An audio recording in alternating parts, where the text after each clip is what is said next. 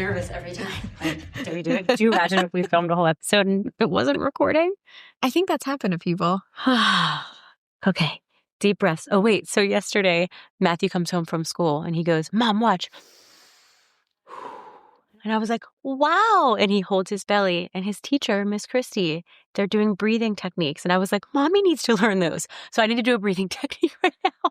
Let's do it. Do some breathing exercises. So you hold it. So. Oh, I didn't hold it long enough. So there's like box breathing. So you breathe it in for 4, hold it for 4, let it go for 4. And then I forget what the bottom part of the box is. Well, I need to figure something out because my 2-year-old is teaching me to like home moments. It really helps. It's been a little wild. Thanks. I never used to do it. I don't, and I need to. It really, when you get into the habit of breathing, it really helps. I'm not going to lie. And my therapist taught me. Well, and Griffin tells me to take a breath. Teach us, please, because I don't. We're happy to be here, though, at Mom Calm. I'm Nicole. And I'm Shannon. And I think we have a lot to discuss today. Yes, we do. But the reminder of what? It's not you. It's motherhood. Yeah, I think one of the things you and I talk about a lot is the mental load that we carry. My dog mom cup. Yeah, okay. Mine is pretty cheesy. It says instant super mom, just add coffee.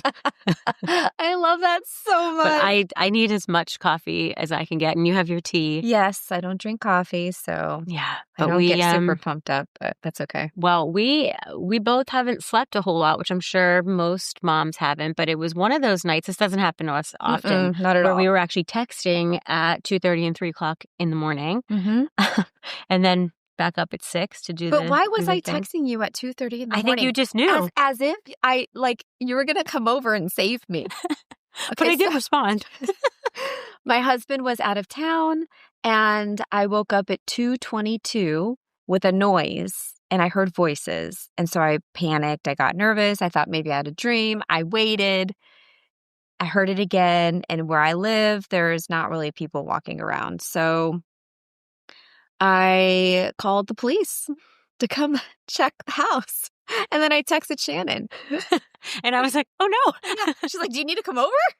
I said, my house is open if you and the kids want to come over. As if you're just going to escape whoever may or may not have been there. But, yes. So oh my God. I was nervous. Yeah, it was a late night. I just couldn't sleep. I'm sort of up at that time all the time, which you're educating me is probably something to do with my cortisol levels. So yes, I probably think need to get that under control. They say between 2 and 3 wake-ups. That's usually it's like hormone cortisol level related. Yeah. So magnesium. I think we're going through some of that. But I mean, our plan, so what Nicole and I talk about often is just the mental load that parents, I'm not even just going to say mothers, but I think we carry a lot of it. But parents in general, it's a lot, right? It's thinking about everybody's schedule and not just your own, which is why I think we end up putting ourselves last, but really making sure you're thinking of everything. What do they have? What do the kids have to dress up as at school today? What's the permission slip that I probably forgot to sign? What was the school party that I actually did forget to go to this year? Thomas came home from school very upset. I know I haven't told you that. I missed a party. I honestly, it just happens. I missed it happens. And he said I was the only mom not there. But it was actually a good teaching moment to understand that there's a lot going on. Mommy also works. Daddy works. We have the baby. There's a lot going on. But obviously, I felt horrible. Usually, with the mental load, I feel like we kind of keep all the balls in the air all the time. But there's just been a lot going on, and it's hard to keep it all together all the time, even though we try. Why do we have to be the ones to do everything? Literally everything. Right. It is crazy because on the days when I feel like, oh my gosh, I'm failing, I remember, well, wait a minute. Let's look at I think we all need to remind ourselves of just how much before 7 a.m., how much you get done, right? How much? And just the having to anticipate and think so many steps ahead. And I'm not complaining, but it's a lot. And I think it can become very overwhelming. And it's one of those things that there are times when I'm like, oh my gosh, I don't know if I can do it. Yeah. But we do it. And I wanted to read this to you because of course, like most of us, unfortunately, I doom scroll at night when I'm just like, oh my When gosh, you're I up need to. texting me at 3. Yeah. She's like, what do you do? When she texted me, she goes, what are you doing now? And I'm like, well, I'm just on my phone. Just on my phone. I don't know. So I was scrolling and I've come across this account. It's called Her Midlife Empowerment. And I'm a big fan. And so I was scrolling and here's what I came across. It says, women will really be like, I'm falling apart. And then remember the birthdays, pack the lunches, answer the emails, and soften the hard moments for everyone else. Yes. Listen to that part. And soften the hard moments for everyone else. So real. So even when we are going through it, we will do whatever it takes to make sure everybody else is taken care of because that's just, right? It's just what we do. It's just what we do. But I'll still sit there and feel like, I didn't do a good enough job. So then I'm continuing to scroll and it says, if you could see yourself the way everyone else sees you, you'd never question your strength, ability, or worth again. And it's such a good reminder. And so hopefully everybody listening, watching, just remember that you're doing it. You're doing it all, probably. Doing it all. You're doing a great job and you're human. I have to remind my kids of this a lot, actually, that I'm human too. And as much as I try to be patient and do it all for everybody, I also have my moments. I have to say, I am really tired of when I'm on Instagram scrolling. I love it for all the positive stuff that I get from it, all of the positive quotes and things like that. But then there's a lot of stuff that makes me feel even worse. Yeah. Because they're like, oh, well, if you're not emotionally regulated all the time, then how can your kids be emotionally regulated? Well, guess what? Being emotionally regulated 24/7 is not normal behavior. Right. I'm sorry. It's not. Especially not when you're carrying the mental load of 3, 4, 5, 6 different people in an entire household by yourself. Yes. And then my kids will be like, oh, she's crazy. Yeah, you are making me crazy. Because it's not you. All it's of you, motherhood. yes, are making me crazy. But it is true. But that's true. And it makes me feel worse sometimes. Like I'm doing a terrible job. I'm not emotionally regulated with a smile on my face 24/7. Well, that's what I have to say. We're not robots. We are human beings. And I can only be, this is going to make me sound really crazy, I can only be pushed so far, right? So it's like every moment I cannot show up. I would like to. I wish I could. But I cannot show up in that very patient way that I'm trying to teach that emotional regulation through example and all of the things that I know we all try to do. But the truth is I'm human. And I think the one thing that maybe helps me feel a little less awful in those moments that get really hard is I will have the conversation with them afterwards and say, I'm sorry. Repair. And say, exactly. You have to repair. The repair. And I think that's even more powerful sometimes than walking around with a smile and happy 24/7. I think because in real life, you're going to have conflict with people. It's true. And then repairing it and then teaching them ownership. Yes. The way that you are teaching, like you're taking ownership of what you're doing. Hey, I'm sorry this morning I lost my shit. Yeah. You know? No, I agree. And I think though, because all I do is worry, right? We spiral and spiral and it's this sort of nebulous thing. But I then worry. I'm like, I don't want them to think they can just do anything and react anyway and say sorry and it means it's better. But sometimes I feel like, oh, am I teaching that? But again, this is the part of motherhood that we don't have a rule book, right? So this is the part of the mental load, and some mothers, like, that's not even thought about. Yeah. Right? Yeah. Like everyone has such a different style and have just come from a different background and do things a different way. And some people, they don't. It's funny because I don't. So a quick story that comes to mind is I had a friend who was visiting and she was sort of just watching some scenarios play out in our home. And it was exactly what we were just talking about where I sort of had a bigger reaction than I needed to. And so I did repair very quickly. I wanted to just fix it and move on and not let it sort of ruin our whole day. And, I didn't really think anything of it because that's how we operate.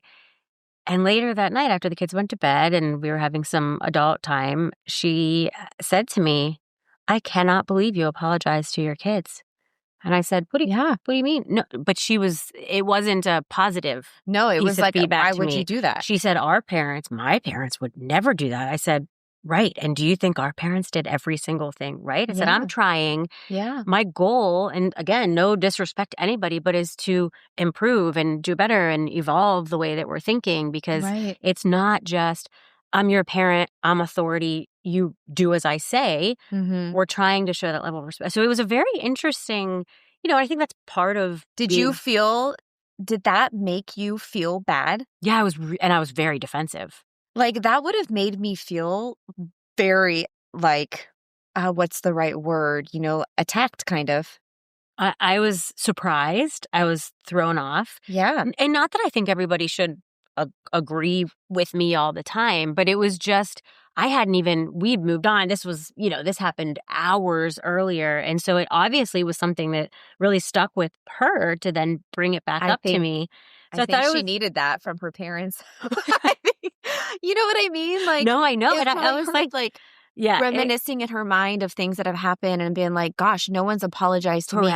No one made me feel whole if something happened, Yeah. Maybe that's why she had that big reaction. Yeah. But I mean, it was a good moment because we were able to talk about it. And then I think she was like, okay, that is an interesting perspective. But yeah, I hope the repair, I mean, Dr. Becky from Good Inside, that was, I've read her books. I was always, she really helped because she even has some scripts sometimes whenever you're trying to think about. But I can't even remember what I did 5 minutes ago. I can't even remember that there's a book with a script. How am I supposed to I'm like, remember? hold on, kids, let me go back and. What did you just say to me? Hold on. I know. I know, like, it's the so pressure, hard. the mental load. So I got to do X, Y, Z, all the things, deal with all of their emotional regulation, emotionally regulate myself, and figure out the scripts, find the script, say the script. And take the dogs out for their walk and clean up their poop and do all the things. Take out the garbage. And oh, I know. It really is a lot. And I'm sure everybody can resonate and everybody feels it. Whether you have no kids, one kid, 7 kids. It doesn't matter. It's just so much. And then the schedules on top of it and all of the extracurriculars. And sometimes I'm like, okay, we kind of do this to ourselves, right? Because my kids are in so many more extracurriculars than I was. But I feel like they need it because when they're bored, I don't know. My kids go crazy. Really bad at being bored. Yeah. So it's just a lot. And it's all the extra things. But then it's also going to OT. It's going to the dentist, it's doing the regular checkups, it's the birthday parties, it's all of the things. When we were on vacation, my husband had to answer questions. He was filling out some forms. He didn't know their birthdays.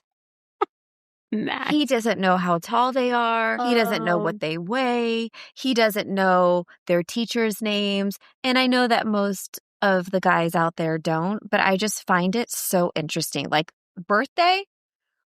Like, really, Matt? Come on, Matt. He didn't know the year. Oh my! He thought Griffin was born in 2015. Oh my goodness! Which is, I mean, right? Because he has a lot. I'm sure that he has to keep straight all the time. And his brain and his world is different. But our brains and our worlds are so. He just sent me a meme, and it was railroad tracks, one way straight for a guy's brain. And then the mom tracks were like the New York, substation, how it goes all over the place. And that was the mom brain. And that's just the way it is. But, sometimes it's annoying. Yeah. Why does it have to be that way? Why do I have to do everything and think for everybody all the time? Yeah.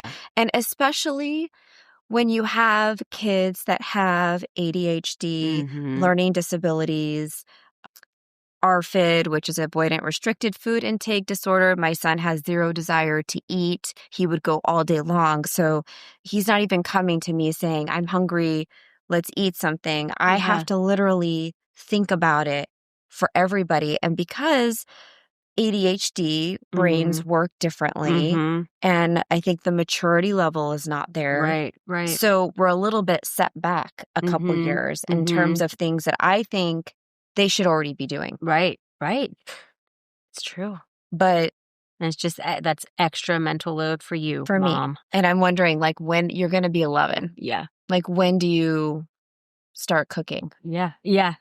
I mean, Oh, you don't because you don't like food. Oh, okay, great. Never? Like, is it ever going to change? God, it will. It will. It will. It has I'm to, hopeful. right? And I don't know. you're taking all the I don't know. steps I've to. never been through this.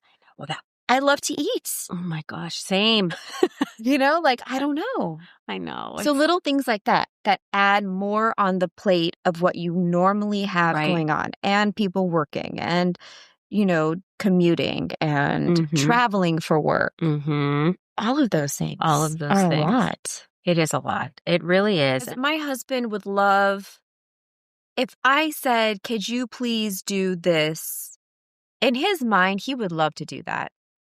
But that's not going to be what he's thinking about doing. So I have thoughts about this, actually, because I have had conversations with another friend of mine who I've sort of just watched how her and her husband do things. And I will say, Tim and I, we've always said sort of from the beginning, we're a 50-50 household. Like, I will say, I do think he is, like, he knows the height and the weight and those things. And he cooks. And he helps. He's real. I mean, I feel very, very lucky. And he's always been, and I, like with Thomas's football, I'm like, you do the signups for that. You you manage that part of the schedule. He's the one texting with the other dads about practice and stuff like that. So very, very helpful.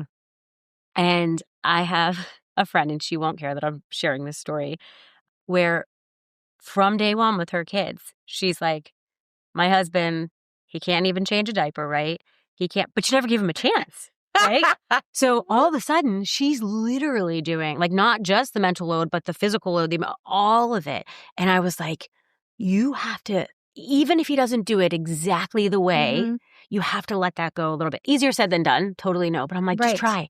Even if the diaper's not exactly where you would put the Velcro. And then let the consequence be on him if the diaper's falling off instead and not of right. you having to come in and save the day all the time. Right. So she and I still have these conversations. 3 kids later for her, we still have these conversations where I'm like, let him do bedtime.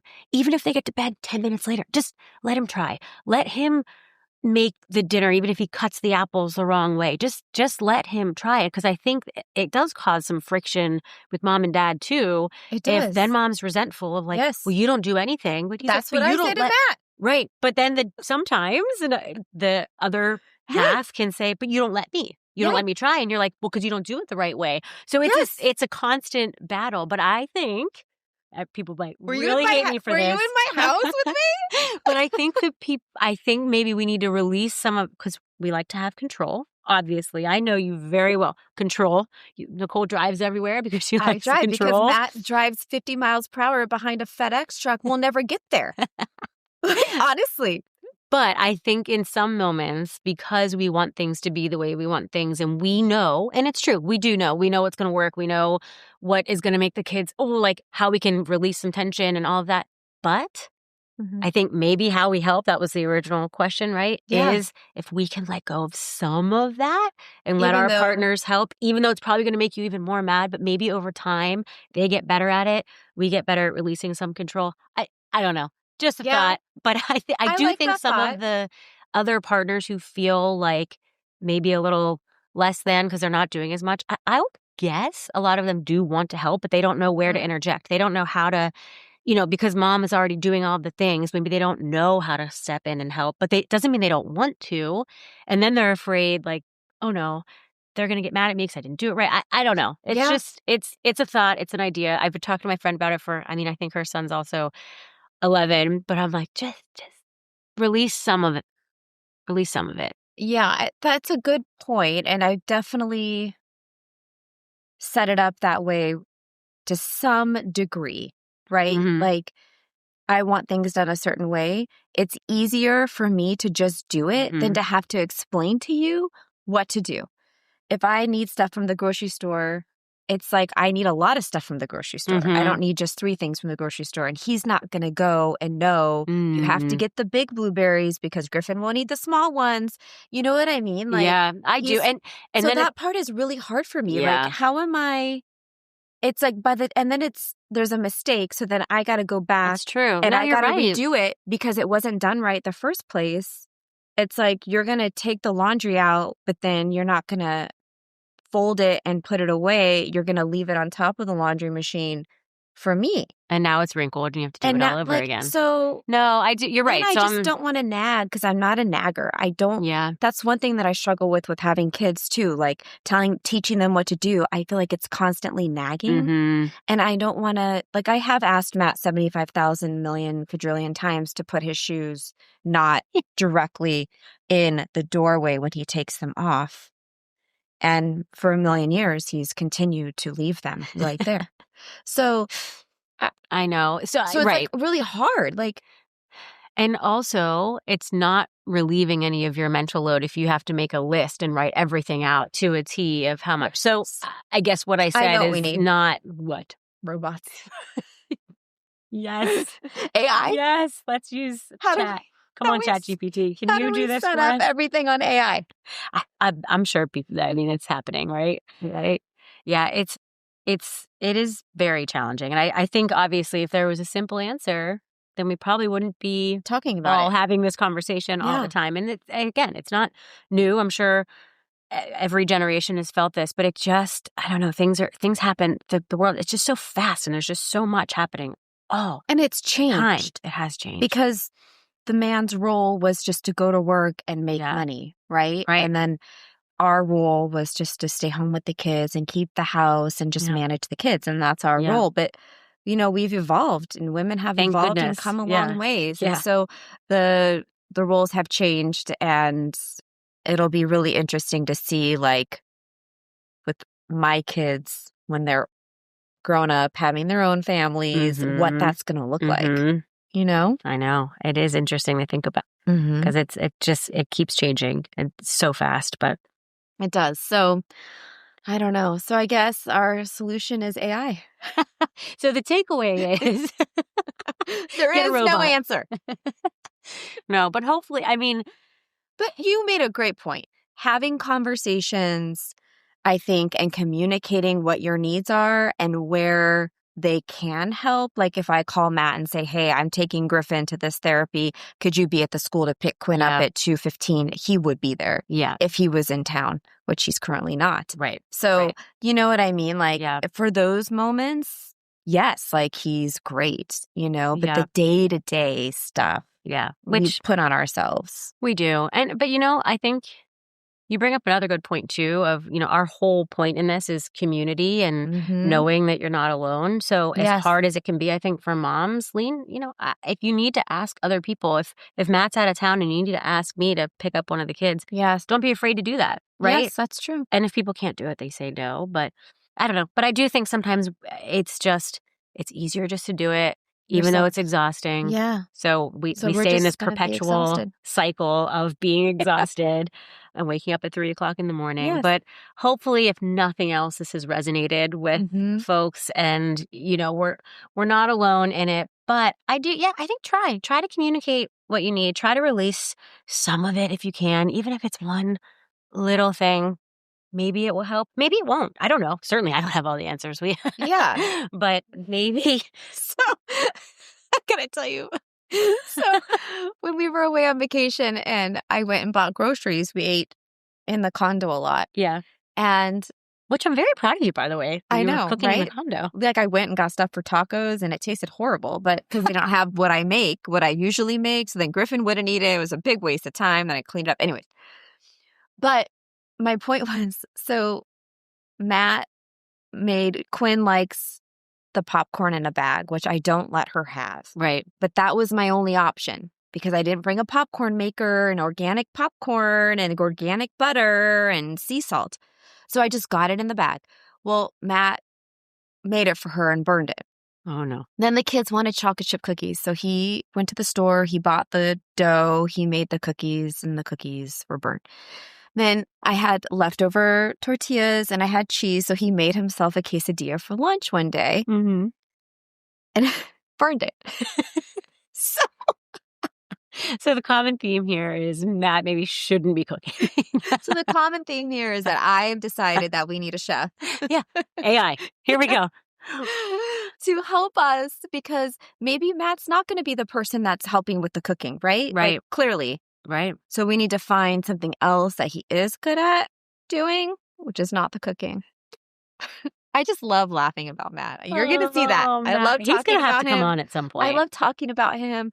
I love sharing his stories. He has so many stories, you guys. He's got so many great stories. So Matt is, anytime we do a dinner with the four of us, our cheeks hurt so bad because Matt's stories and his approach of just how he's the most positive, supportive, kind, easygoing, very laid back. Yes. And he will ruffle feathers with someone and doesn't even realize he ruffled their feathers. And it is hilarious to watch how he's still just, okay, honey. I did this. Okay. Yeah, I did that.